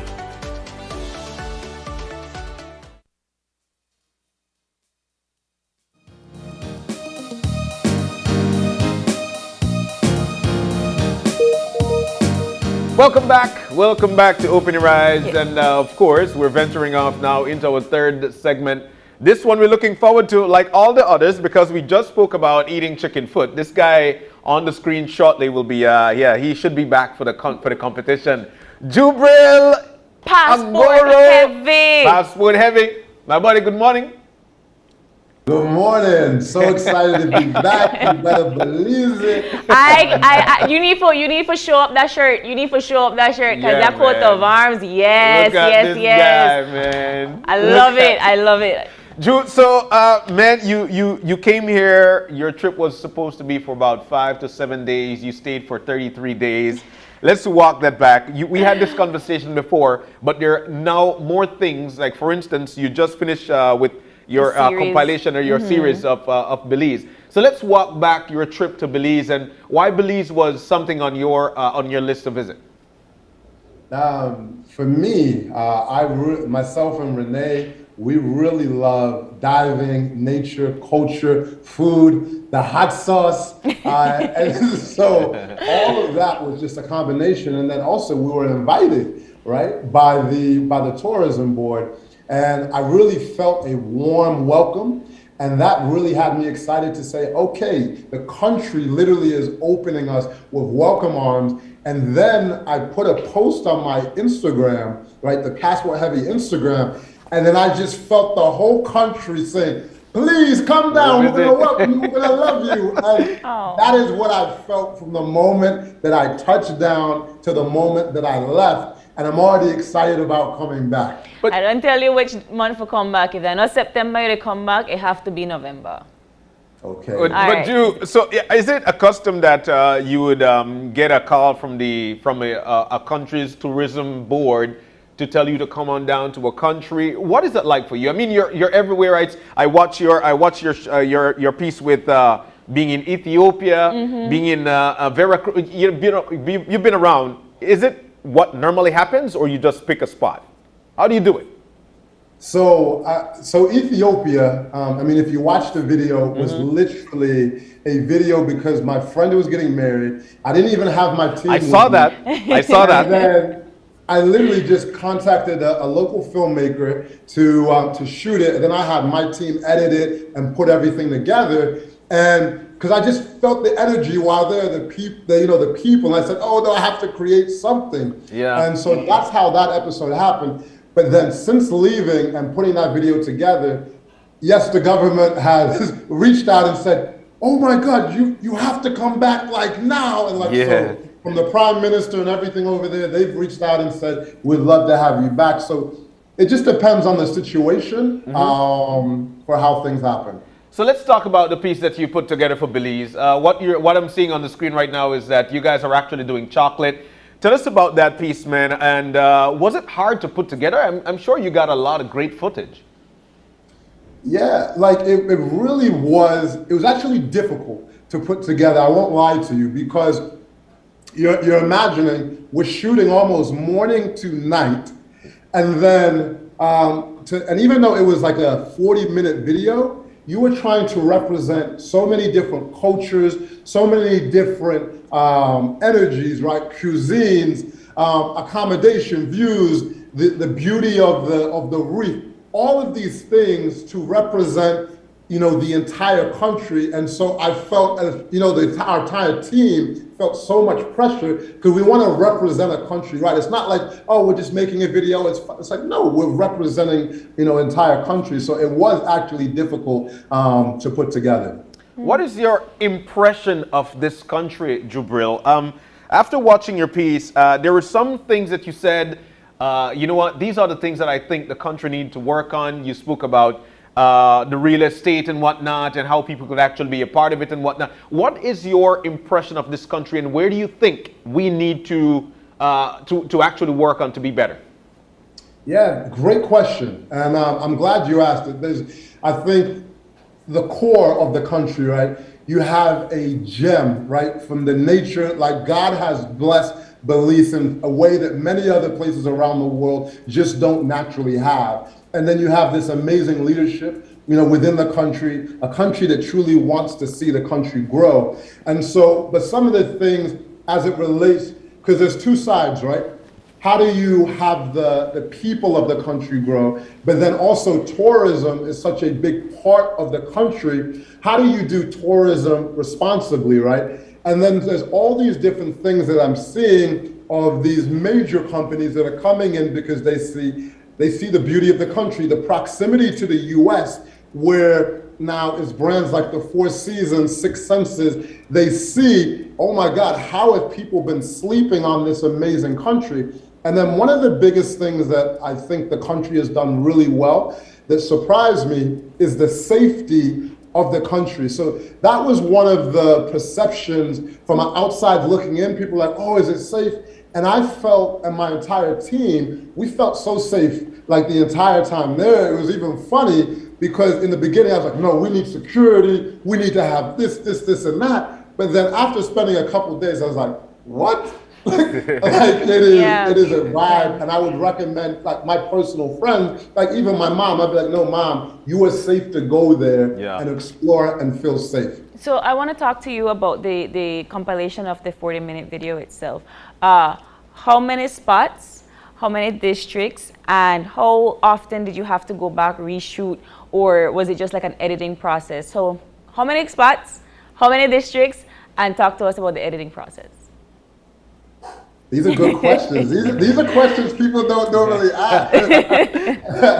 And so we didn't really have to go back and shoot so much. We had, the biggest thing that we had to do was actually re-record some of the voiceover, right? We had to, as we were doing research, that was one of the biggest things that we had to do, is just make sure that it was a cohesive piece, right? And it was a journey, because when it first started out, I'll tell you the honest truth, we were gonna do a 12-minute video at first. And then we said, oh my, there is so much to tell about this beautiful country. I just want to go above and beyond what was expected. And because we met so many amazing people along the way, and we didn't want to, we were to make literally 3 different videos at one point. And we said, no, let's just put it all in one. And then one of the biggest feedback, even I heard some people, they're like, oh my God, the video is going to be too long. Like, but we made a movie versus making a YouTube video. And so that was the biggest thing. It's just really making it a cohesive project. And big shout out to Nathan. He really, on our team, helped put this thing together with, you know, part of the vision, you know, especially Yuri, who shot and edited this. Also Arnold on our team. The music, right? You feel like you're going on a journey with the music. Yeah. The Garifuna Collective, they allowed us to sample some of the music so it could have an authentic Belizean sound. Yes. It was like so many of the country of Belize really came together so that we could make this video, make this movie. Let me get that right, make this movie. You know, I love that you made mention of the Garifuna Collective, because at the onset of the video, at the intro, there is a sound that you guys actually break away some of the pieces from the Garifuna Collective, putting in a different sound, and then there is this woof, like, you know, it's unique. That's what I heard. That's what I heard from you guys. But what are some of the questions that your friends or the people who would reach out to you to where to go next? What are some of the questions that they're asking you about this country? Oh, good point. So if they're into investing, a lot of people have been asking, yo, what's the best place to invest?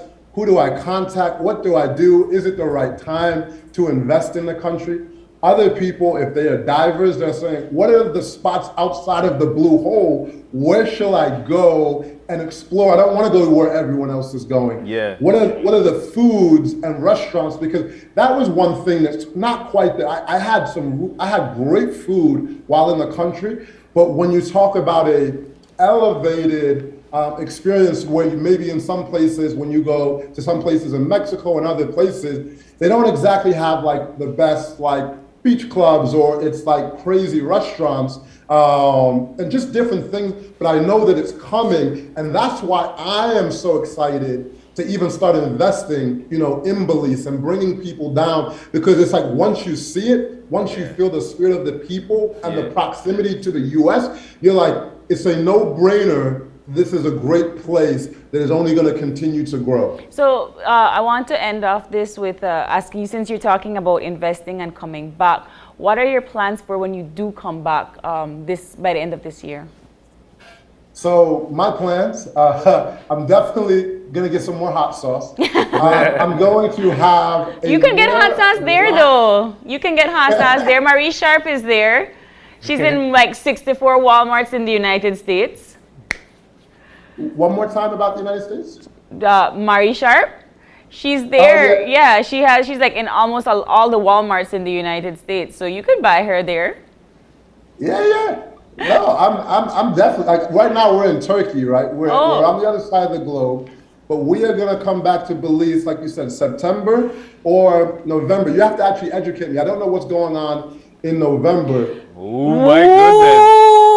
Okay, you just talk about Garifuna Collective, and you just talk about sampling music and food, and you don't know about November celebration. Oh my goodness, Jubril. Sir, after the show, I'll talk to you after the show. Jubril, you know what? September time is a big time for us. That's independence. That's when a lot of things authentically Belize would happen around that time. And November is actually I'd like to call it a sacred time for us, especially for one of the cultures, or the culture that would normally represent this country, the Garifuna culture. We saw you dancing the Punta, so we know that you know about that. But that's actually Garifuna Settlement Day in Belize, and it's a big celebration, authentic culture. You need to come on down those times, my brother. You need to for Euromane. Euromane and out there from the 17th all the way to the 20th. There's no sleeping for you, No Jubril. sleep from the 17th to the 20th of November. Just saying. You didn't know, now you know, sir. I'm about it. So, and you said, what am I gonna do different next time? Yeah. Yes. I'm actually just gonna take time to relax. Like the trip was so nonstop. That is one thing I'm looking forward to when I come back, and just take it easy. And then another thing is dive more. I can't wait to dive. And then also start looking, I don't want to speak too soon, but I'm almost 90% sure that I'm going to be looking at, buying some property in Belize to, spend time so I have a connection to there, but then also just, Airbnb-ing it. and just really connect. I was like, I love Belize so much. I feel like it's a place I'm going to be connected to for a lifetime. So I said, why not invest before the price continues to go up? But Jubril, you know, you've been around the world, my brother. You've been around the world. You continue to go around the world. Why Belize? Why Belize? Literally, it's the people. It's the biggest thing. It's a melting pot, right? From the people that live in Belize, I felt a very special energy, very welcoming. People speak English, so it's very easy for me to communicate of how I feel. And then also the tourists that were coming in, it was beautiful, right? You have Caucasians, you have Black, you have Latino, you have this melting pot, which that's what I like. So when I'm in like London or New York, I like to see all of the different cultures.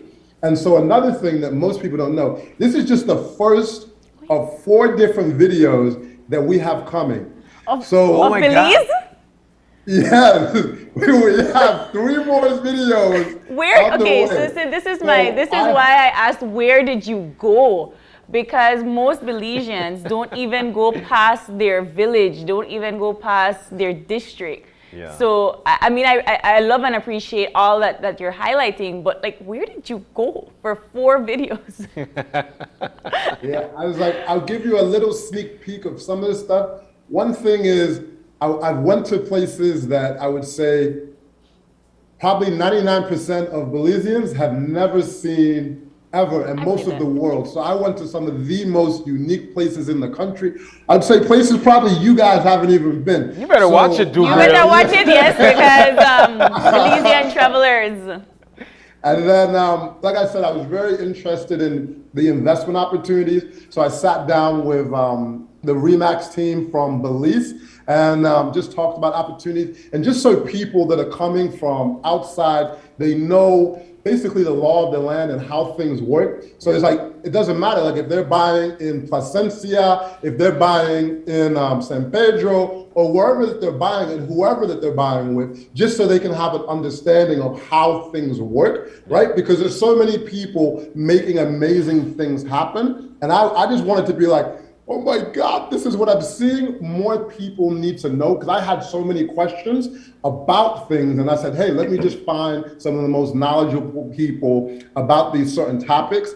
And so that was pretty much it as far as like what we've done.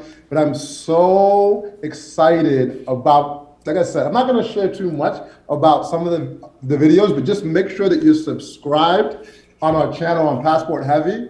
And like I said, we are going to show you Belize in a way that hardly anyone on earth has ever seen. Well, Jubril, I feel like that's the best way to end this conversation, because Jubril, I know need for go and see the places where apparently I not gone to yet. So thank you, Jubril, so much. And we can't wait to have you back. And hopefully, when you come back, you're on this couch. You're on the set. That's, so, we're gonna put you to it, sir. The next time you come to Belize, you need to be on the set with us. All right? Let's make it happen. All so right. when I come to the studio, you better act like you know who I am. I'm coming. We got you, bro. We got you. You enjoy Turkey, my brother. All the best, and thank you for visiting this morning. Thank you. Have a good morning. All right. And with that, we're going to take our next break. Yeah. And when we get back, we'll have the CEO on Zoom, all to talk about the Caribbean Broadcasting Union. 7 awards. We'll tell you how we won those when we come back.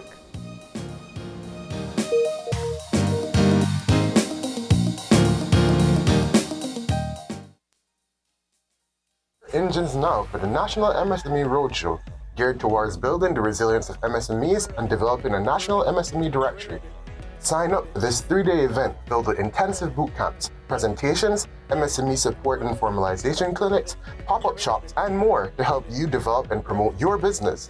The National MSME Roadshow will be in Corozal starting August 24th, Orinduap August 31st, Belize City September 7th, Punta Gorda September 14th, Key Cocker September 22nd, Belmopan September 28th, San Ignacio and San Heleno on October 5th, Dangriga October 12th, Placencia October 19th, and closes in San Pedro from October 26th. Learn more and sign up for the National MSME Roadshow by visiting the Beltrade Facebook page or call or WhatsApp us at 613-5139. And let's get your business on the road.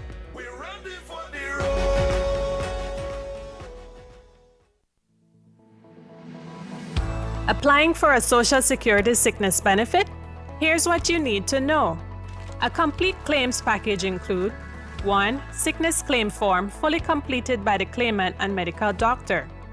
2. Salaries record form completed by the employer or HR representative. 3. Proof of bank account such as bank book, online banking, or statement displaying your name and account number. To submit via email, you need to take a clear photo or scan of the documents and email to claims@socialsecurity.org.bz. Be sure to include your full name, social security number, and benefit type in the subject line of the email. Deadline to submit is 14 days from your first day of illness. All forms are available on the website at www.socialsecurity.org.bz. Social Security Board, safeguarding you, your family, your future.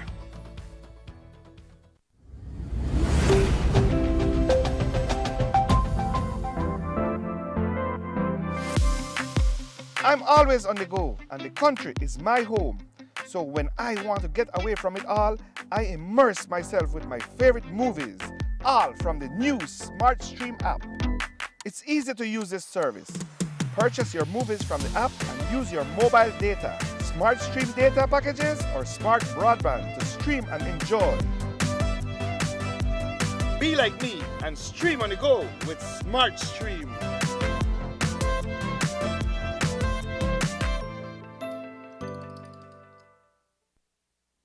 Are you looking for low-cost television advertising? Have we got a deal for you? Advertise on Channel 5's Daily Classifieds. Channel 5's Daily Classifieds is one of the most effective methods for introducing yourself and your business to the community. Use our Daily Classifieds to recruit employees, promote specials, promote your products or services, promote a business opportunity, increase traffic to your website, and advertise items you have for sale. Let us help you to save valuable time and money. Call us today at 280-0013 or visit us at our offices on Coney Drive to discuss how we can help your business grow affordably. Channel 5 Daily Classifieds. Advertise today.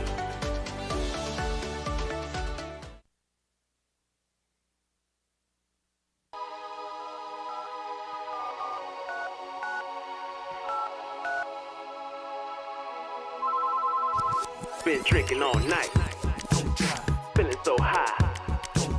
Better not drive, won't even try. Been drinking all night, feeling so high.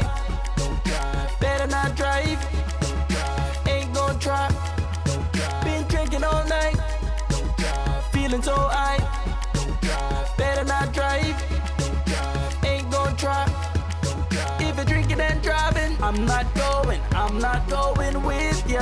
If you're drinking and driving, I'm not going with ya. People die every day, I'm not going with ya. I'ma find my own way, I'm not going with ya. It's okay, I'll wait. Even good people make mistakes. I don't wanna realize when it's too late. Drinking and driving is never safe. If you're drinking and driving, I'm not going with ya. If you're drinking and driving, I'm not going with ya. Been drinking all night, feeling so high. Better not drive, ain't gon' try.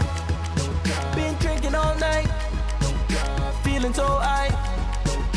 Better not drive, ain't gon' try.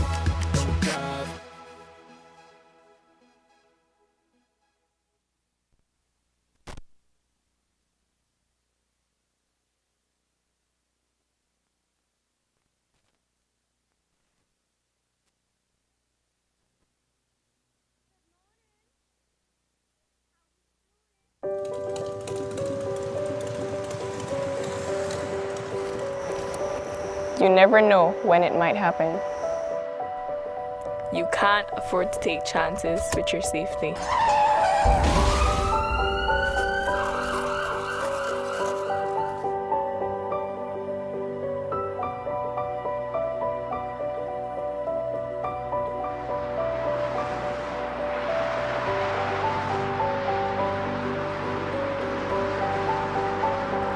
You can't afford to take chances with your life.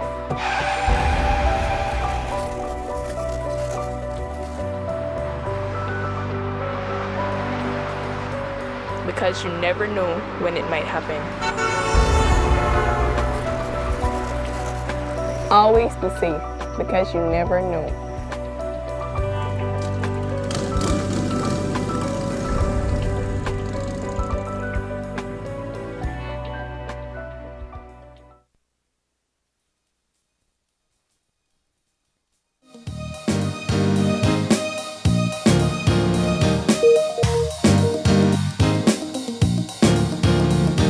Welcome back to Open Rise, and we're actually moving into a special segment. That's what we're about to do.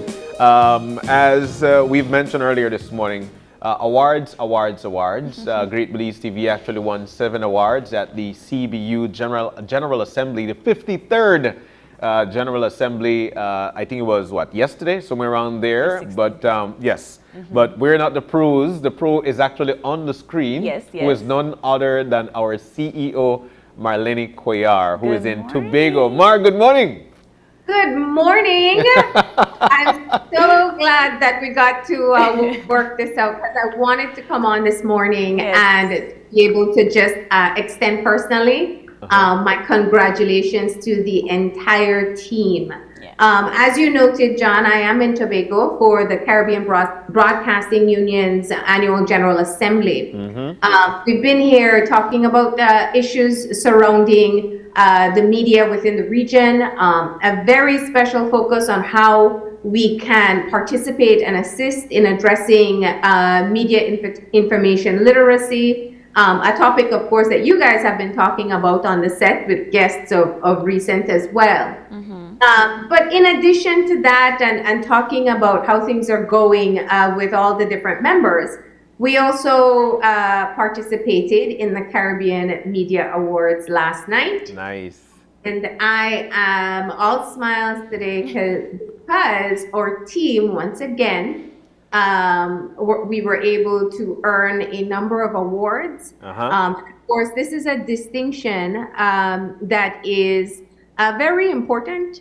There are submissions made from countries across the region. There is a highly trained professional judging team that goes through all the different submissions, and Channel 5, Great Belize Productions Limited, or news team, we have once again been able to earn some distinction. So I want to go through all of them. Definitely.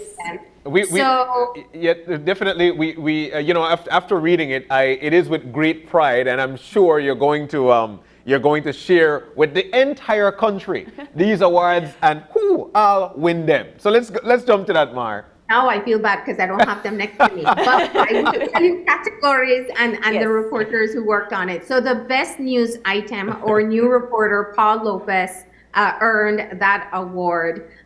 He worked along with Chris Mangar, I believe, on that story. He worked along with Rick Romero on that story. And then he also won another award for financial literacy journalism, and that's sponsored by Sagicor Barbados. Of course, we're very appreciative of our sponsors. He worked along with a story with Chris Mangar, doing business under COVID, where he highlighted some of the young people moving into entrepreneurship. It was really interesting, and so that won that particular award. Marian Ali won an award for coverage of people with disabilities.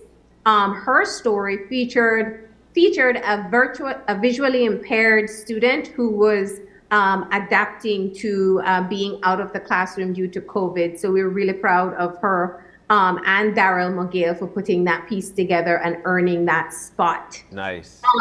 Best investigative report. Dwayne Moody and Rick Romero were able to get that award. Dwayne and Rick worked on I don't know if you remember, but earlier last year there were some issues with piracy in the South. Yes. And they put together an investigative piece which earned the award for investigative report. On the production side, of course, we did earn.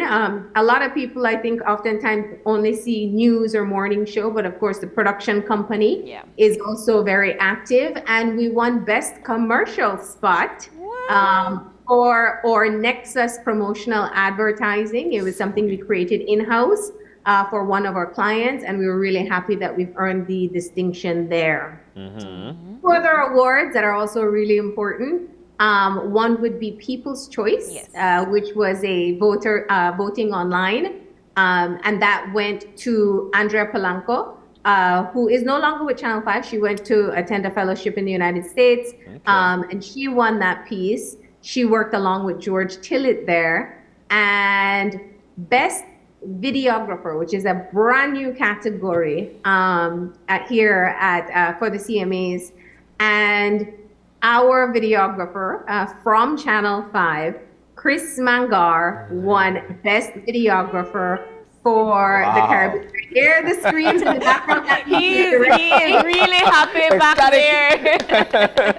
And somebody should show his face. That's He's there behind the scenes right now. The man. He's actually the MCO for the morning. He's MCO. Yes, he's the MCO this morning, and so we're and it didn't mean. So proud of the entire team. I called all of them individually or I got in contact with all of them individually last night so I could tell them. And I'm just wanted to be able to publicly say congratulations to all of them.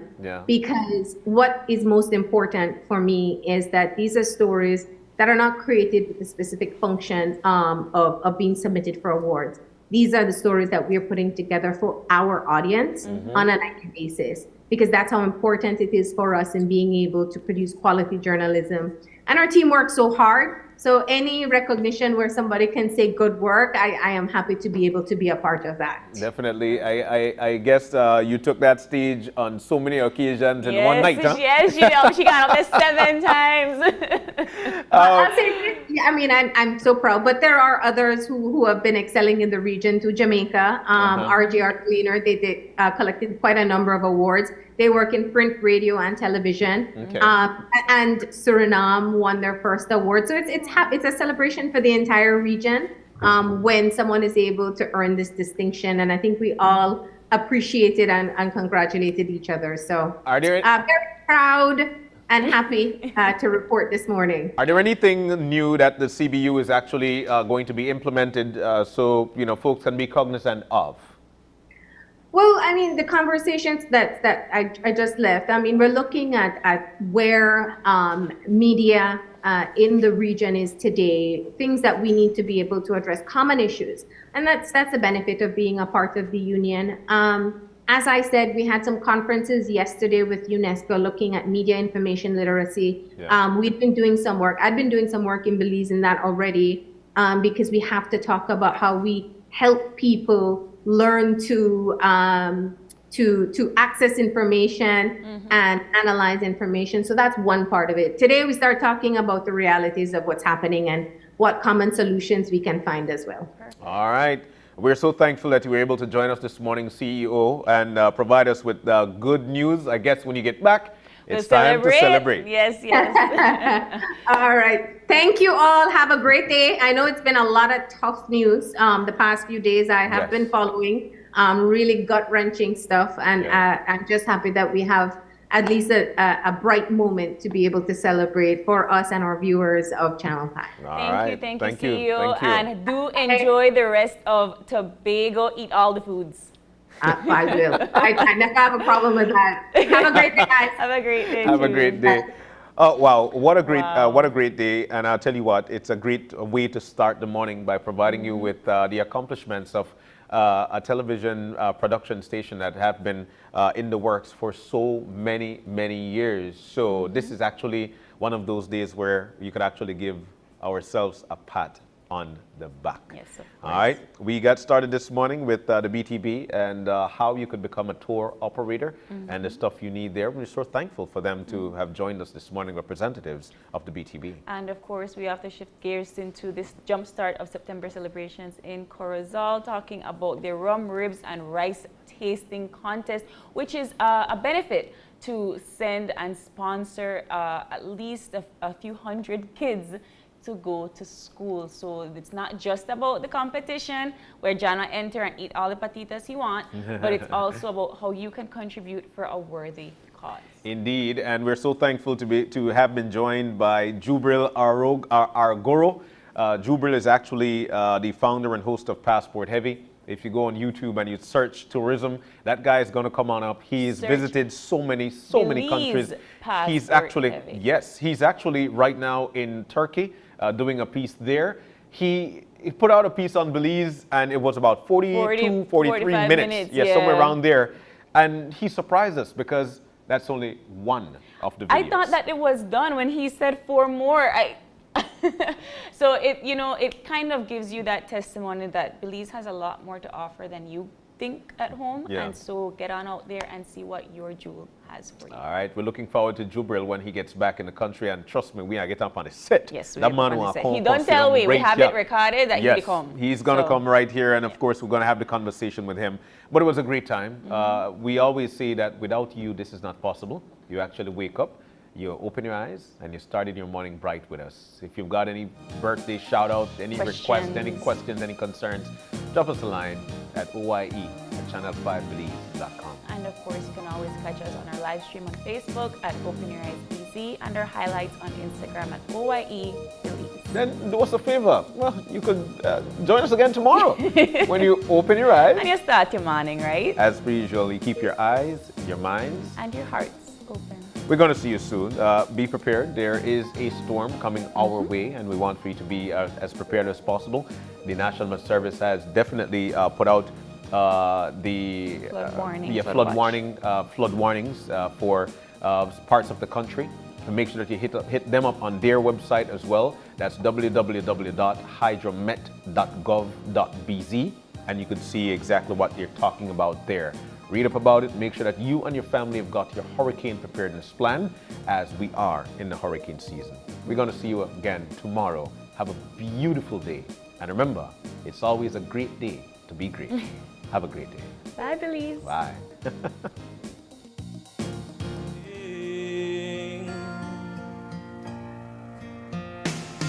A smile on your face lets me know that you need me. There's a truth in your eyes saying you'll never leave me. The touch of your hand says you'll catch me if ever I fall. You say it best when you say nothing at all. Right now, she's probably saying I'm drunk, and he's thinking that he's gonna get lucky. Well, right now he's probably dabbing on $3 worth of that bathroom polo. Oh, and he don't know that I dug my key into the side of his pretty little souped-up four-wheel drive. Carved my name into his leather seat. I took a Louisville Slugger to both headlights, slashed a hole in all four tires. Maybe next time he'll clear before he cheats. Ain't nothing better. We beat the odds together. I'm glad we didn't listen. Look at what we would be missing. They said, I bet they'll never make it. But just look at us holding on. We're still together, still going strong. You're still the one I run to, the one that I belong to. down low. Put some music on it soft and slow. Baby, we ain't got no place to go. I hope you understand. I've been waiting for this all day long. Never felt a feeling quite this strong. I can't believe how much it turns me on just to be your man. You wanna know a secret?